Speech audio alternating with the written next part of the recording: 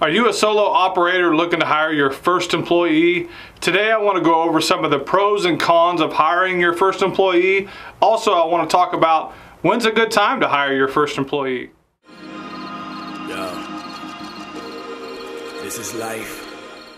First, let's talk about some of the pros of hiring an employee. Number one is you actually have help. You don't have to do everything by yourself. It gets very taxing on the body when you're working 50, 60, 70 hours a week out in the heat, just doing job after job after job. Eventually, your body will start wearing down. So another pro of hiring an employee is you actually have time as a business owner to get all your paperwork done. You got more time for billing, you got more time to take on more jobs, you got more time to do a lot of different stuff whenever you hire an employee, and it's not all on you to get everything done. So the obvious is you can just get more done. You got more time to do more jobs. That means more money in your pocket. You got more time to do landscape jobs. All those jobs that you've been turning down because you don't have the time for, now you have time for those jobs. So now let's talk about some of the drawbacks of hiring employees. So one of the obvious drawbacks to hiring an employee is you actually have to pay that employee. You have more money coming out of your pocket. You have more expenses now. I've yet to find an employee that's willing to work all week long without getting paid. If any of you guys know if such creature exists, please give me a call. So with paying this employee, that's not the only expense that comes along with having an employee. So let's say you hire a guy, you start him out at $15 an hour, and whether that's high or whether that's low, we're just gonna use that because it's kind of a ballpark figure. So you hire a guy, he's getting paid $15 an hour, he works 40 hours a week, you pay him at the end of the week. Well, that's not all the expenses that is incurred in your business. You as the business owner, you have to pay more than that $15 an hour. What I mean by that is now you have to go out, you have to get workman's compensation insurance for that employee.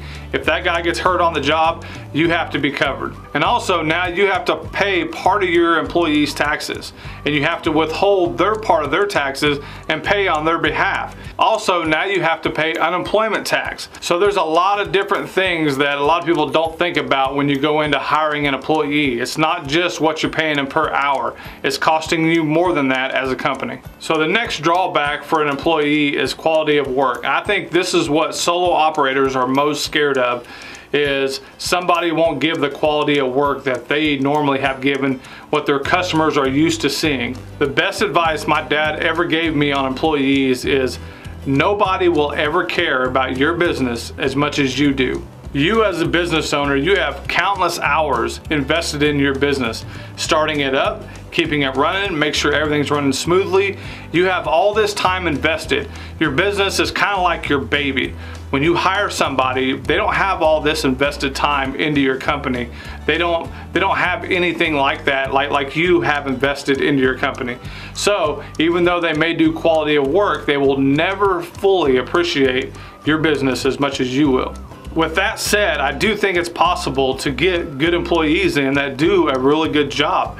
And I think that's where it's on the owner to train your employees, make sure they're doing the job that you want them to do. And it's not just as easy as hiring an employee. Now you have to become a boss. It's different, it's hard. That's one thing that I've always struggled with, is teaching people how to do something that kind of comes natural to me.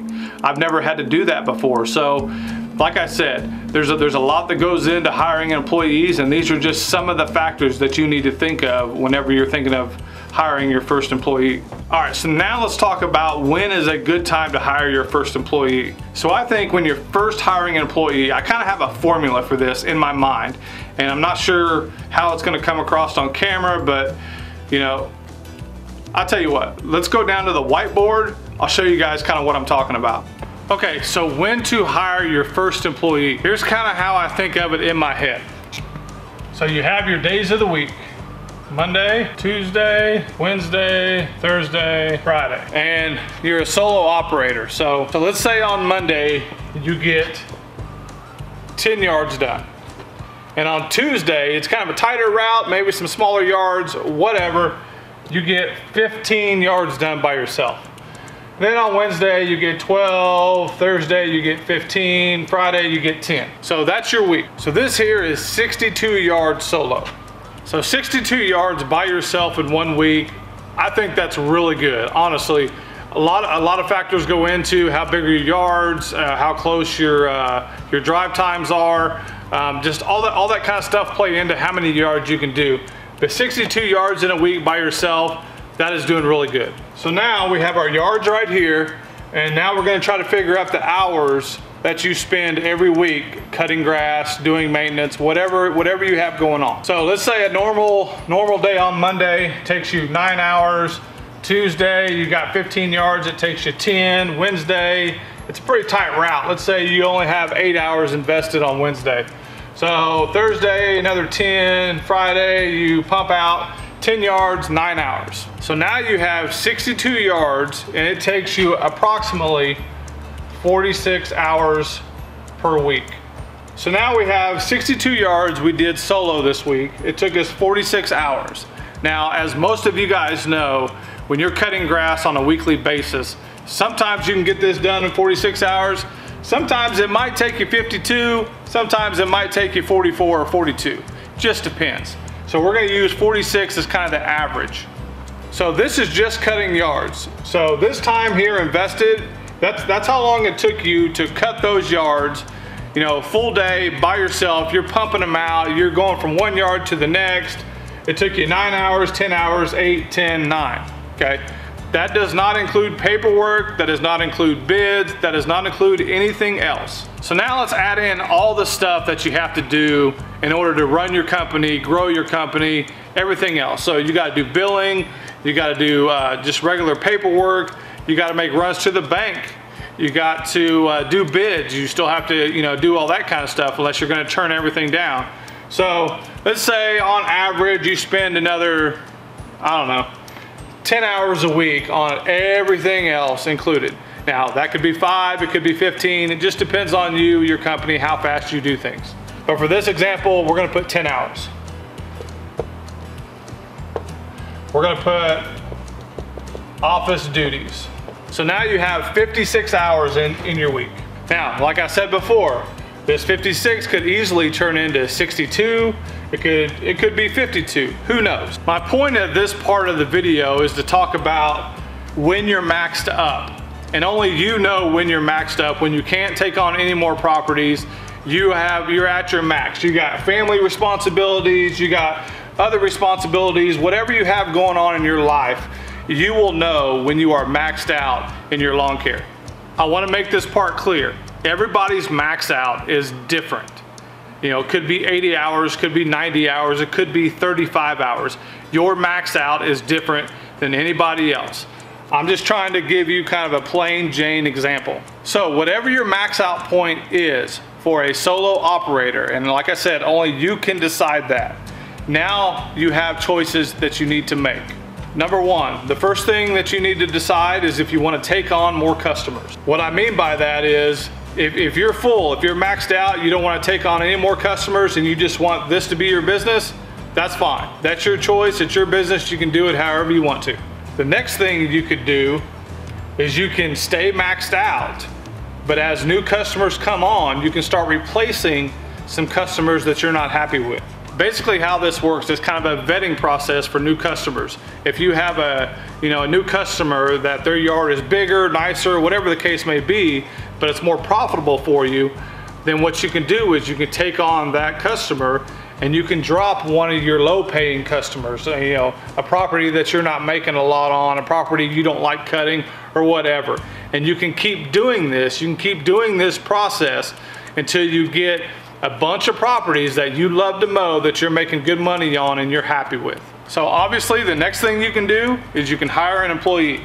Obviously when you're maxed out, you don't want to spend no more time, you don't want to take any time away from your family, you don't want to do this, you don't want to do that.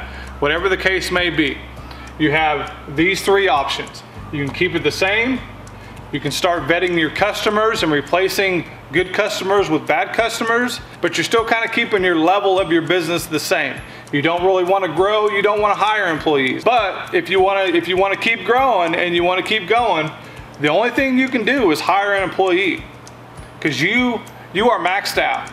You're at the top, you don't want to spend no more time, you don't want to take away time from your family, whatever the case may be, like I keep saying. So once you make the decision to keep growing, and you are completely maxed out, that's when you hire an employee. We talked earlier the pros and cons of hiring an employee, but one of the pros is that when you have an employee, obviously you can get more done. It frees you up as a business owner to actually go out and get more properties. Now, when you hire an employee and you don't go out and actively try to find more properties, it's probably not gonna work out very well, because when you hire an employee, now you have a two-man crew, and now you're getting things done more efficiently.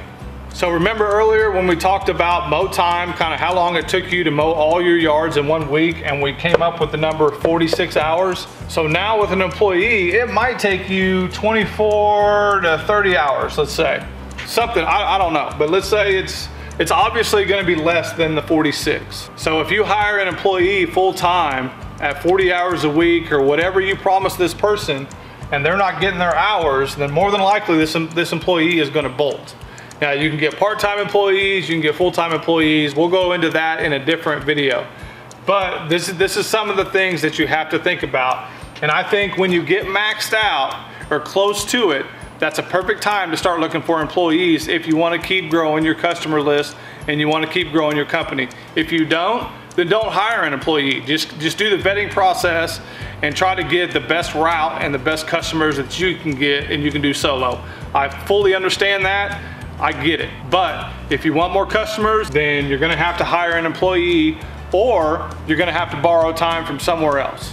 And if you don't wanna borrow time from somewhere else, your only option is an employee. Obviously, there's a lot that goes into factor in whenever you're hiring employees. I just wanted to give you guys some main things that I think about whenever I'm hiring employees, and just some of the processes that I go through in my mind. If you guys can think of anything that maybe I forgot or anything we can add to this conversation, please leave in the comments below. I'd love to kind of get everybody's feedback on this. Tell me what you guys think. Do you guys like staying solo? Do you want to have employees? Do you want to have crews? 2 crews, 10 crews, what do you guys want? Kind of tell me kind of what you guys want. I kind of know what I want. I've had crews in the past. I kind of want to go back to the solo mindset, maybe 1 employee, and kind of keep it kind of simple. But let me know what you guys think. Let me know what works for you guys, and kind of what's the process you guys go through in your mind whenever you're hiring employees.